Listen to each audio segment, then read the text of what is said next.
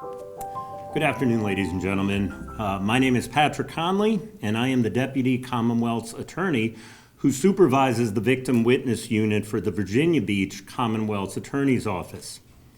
I'd ask that you all rise at this time as the honor guard from the Virginia Beach Sheriff's Office presents our colors.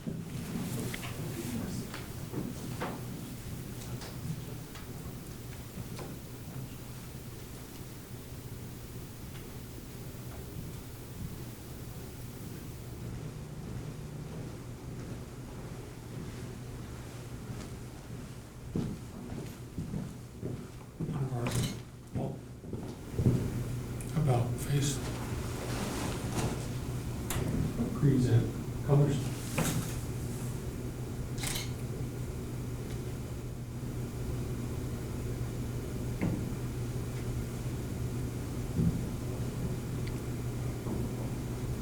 Pledge allegiance to the flag of the United States of America, and to the republic for which it stands, one nation, under God, indivisible, with liberty and justice for all. Order, post, onward, post.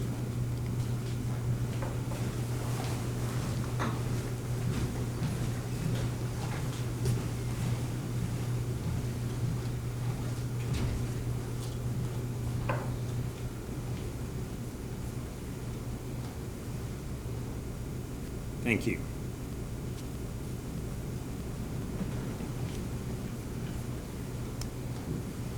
On behalf of Colin, Stolle, the Commonwealth's Attorney for the City of Virginia Beach, I'd like to welcome everyone to our annual observation of National Crime Victims' Rights Week. We have some guests in attendance today that I would like to recognize. From the Virginia Beach Sheriff's Office, Under Sheriff Brian Strazzuri. From the Virginia Beach Police Department, Deputy Chief of Police Shannon Wichendahl, and the Executive Director at Samaritan House, Robin Gauthier. Since 1981, National Crime Victims' Rights Week has challenged our nation to confront and remove barriers to achieving justice for all crime victims. This year's theme, Survivor Voices, Elevate, Engage, Affect Change, calls upon communities to amplify the voices of survivors and commit to creating an environment where survivors have the confidence that they can come forward, that they will be heard, believed, and supported. At this time, I would like to introduce the Commonwealth Attorney for the City of Virginia Beach, Colin D. Stolle.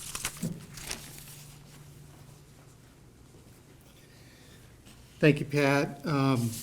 Anyone who's been to the ceremony before knows that we typically have the mayor here. Mayor Dyer is a strong supporter of victims' rights and a strong supporter of this office. And due to a scheduling conflict, we ended up having this event on a Tuesday this year, which is when City Council meets. So he could not be here, but he did send the city's proclamation down, and I am going to try my best to fill in for him and read the proclamation.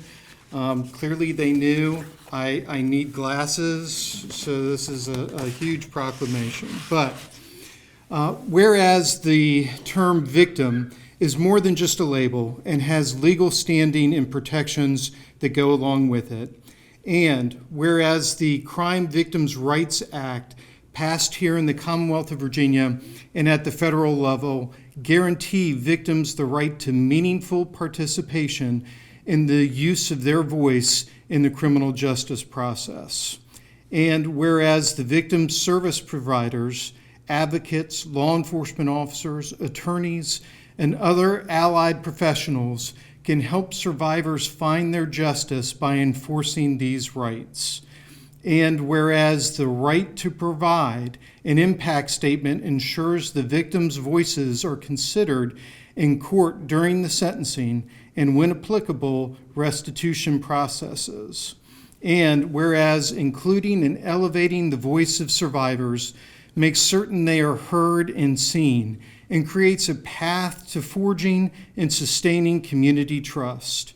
And whereas engaging survivors creates responses and services that are credible, meaningful, and centered on individual needs. And whereas survivors' lived experience can serve as a catalyst for implementing innovative programs, shifting existing programs in new directions, and changing policies or practices that prevent survivors from accessing services or pursuing justice. And whereas the National Crime Victims' Rights Week provides an opportunity to recommit listening to crime survivors in every space where decisions are made that could impact them. And whereas the City of Virginia Beach is hereby dedicated to amplifying the voices of survivors and creating an environment where survivors have the confidence that they will be heard, believed, and supported. Now, therefore, I, Robert M. Bobby Dyer, Mayor of the City of Virginia Beach, do hereby proclaim April 23rd through 29th, 2023 as Crime Victims' Rights Week. And it has his signature and the city seal affixed to it here. And Pat, I'm going to give this to you so that you can display that in the victim witness office. So earlier today, I was trying to think through what remarks I would make here. And I said earlier today, because much to Macy's chagrin, I don't always plan out my remarks in advance. So I was thinking through what message I wanted to deliver here today. And interestingly enough, I got in an email related to an old murder case that I prosecuted. And the funny thing was, I did not remember the detective in the case. I didn't remember the defense attorney who handled it. I didn't remember the judge that presided over the trial. And quite frankly, I didn't remember all the ins and outs of the evidence we presented at trial. And before you sit there and go, goodness gracious, he's becoming senile, he's much older than I thought. What really did stick out to me and was very vivid was the victims' families' faces and the pain that they experienced throughout the process of having lost a loved one, of trying to think of their life without that loved one with them, and how would they move on. Their desire to have justice in a process that was very confusing and did not seem to be geared towards meeting their needs. So when thinking about it, it dawned on me that in most of my cases, what I remember is the victims and the victims' families, because it is those individuals whose lives are impacted the most with crime. It's very important for all of us to remember that it's just not another file sitting on our desk. It's not just another investigation that we're looking to get through, that these are people's lives who will be forever impacted. Most of these victims that come in here are doing so because they have gone through the worst experience they will have in their life. And they need those of us in law enforcement and the criminal justice community to understand that and to be there, to provide them with support, to provide them with understanding, to provide them with compassion, so that we can make this system more accessible to victims and provide them with the justice that they seek. That's why I think Victims' Rights Week is so important. There's been a lot of dialogue over the last few years over the criminal justice system and what reforms need to be made. But in those discussions, you never hear about the victims.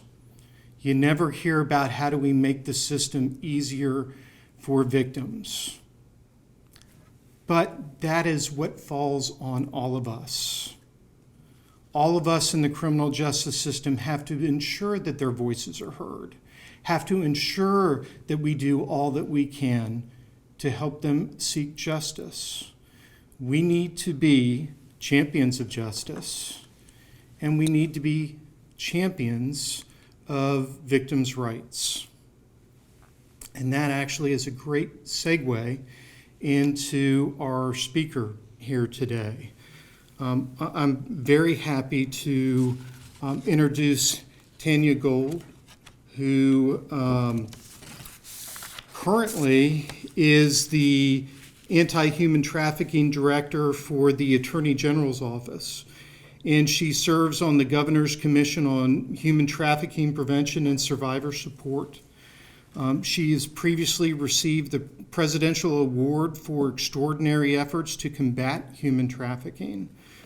And Tanya is a true champion of victims' rights because she herself is a victim. And I'm not going to tell her story. She does it better than anyone else can. But she has experience in many different roles in the criminal justice system. And if there's ever anyone who can inspire us to keep focused on protecting victims' rights, it is our speaker here today, Tanya Gould.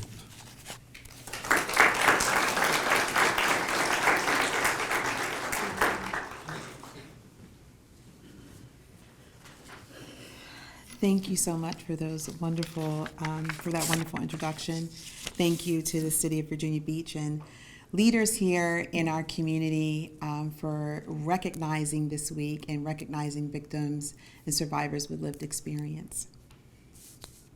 So about 10 years ago, I was quietly running my own nonprofit to assist other survivors like me.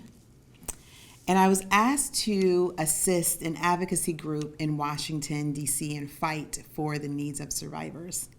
You know, elevating the survivor voice, making sure our voices were being heard, and by using survivors like myself to do so.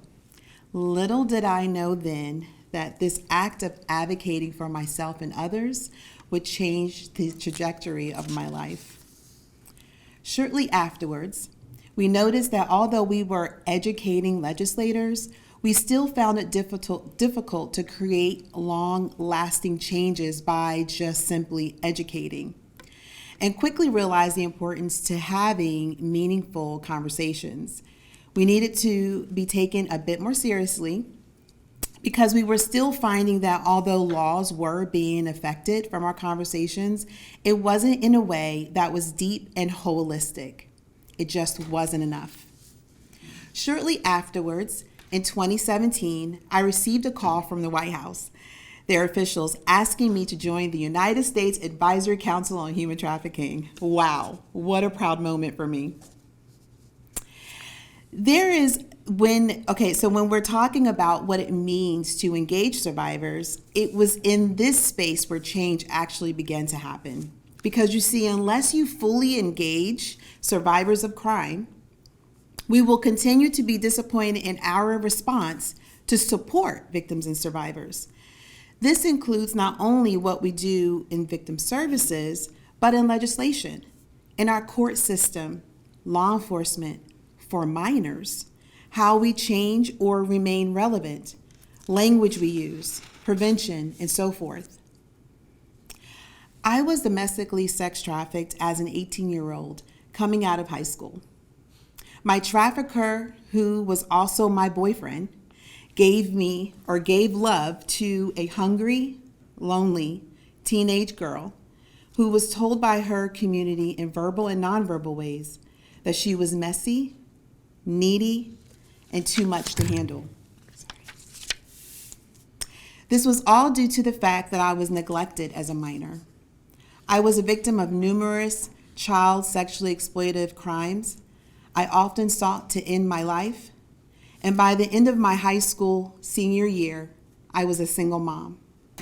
Perfect storm for my trafficker. I was led to him. He groomed me, showed me what I thought was love. And to be completely honest with you, it felt good. It felt safer than what I was given. And so I went for all that he wanted me to be. You see, I felt like I owed him. Eventually, his manipulative and coercive ways ended, and I was forced and threatened to do his bidding. I had to do whatever he told me to do, or I couldn't go to school. I couldn't have access to my son, and he used other ways that would keep me in line. Violence became a normal, everyday way of living. I have advocated for people like me my entire adult life. I continue to do it because I will never forget what it was like to feel like I did when I was lost in a world, a never-ending cycle of a victimless crime. This is a world you will never understand unless you go through it. Society saw me as I saw myself, and that was hopeless, a lost cause, and incapable of ever amounting to anything. The truth is that what happened to me never decreased my value. I am valuable because, like you, I'm human. Always was, and I always will be. Well, at least while we are on this planet,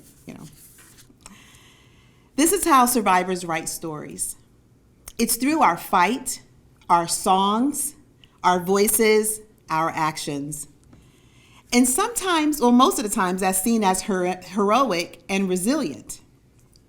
But for us as survivors, we write history not to just set up a memorial for ourselves, but so that what happened to us will never happen again to another person. Because what happened to us should have never happened in the first place.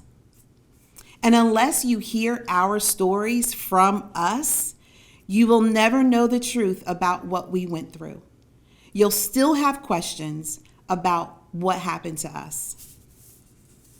So this year's theme, Survivor Voices, Elevate, Engage, Affect Change.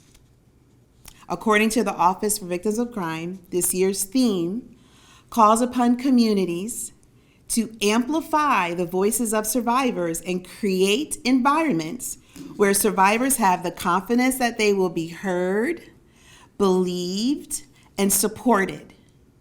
Your role as community members have an opportunity always in supporting the feelings and needs of crimes and victims and survivors. I know that this office strives to provide a safe, comfortable, and supportive space, both physically and emotionally, for crime victims. We've come a long ways, but we still have further to go. Let's never become complacent. But I'm grateful to have offices like this one who not only uses wonderful words, but puts words into actions that creates promising practices where others can learn. Now I find myself as a director of anti-human trafficking for the Office of the Attorney General. I get to plan with other stakeholders what our response should look like for our state. I get to support victim services and look for gaps in education and awareness. I get to hear the needs of both survivors and our allies. I will continue to elevate and to engage and to affect change. I'm grateful for those who allow me to do so without struggle. And together we will grow. Older generations have taught us this saying, when you learn better, you do better. Thank you all for celebrating National Crime Victims' Rights Week.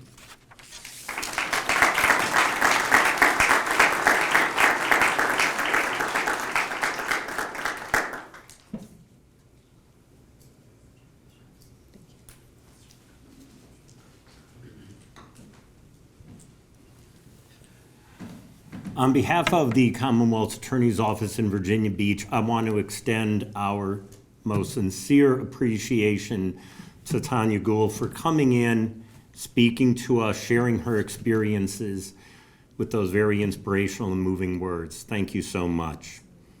Ladies and gentlemen, this concludes our program for this afternoon. Thank you for attending.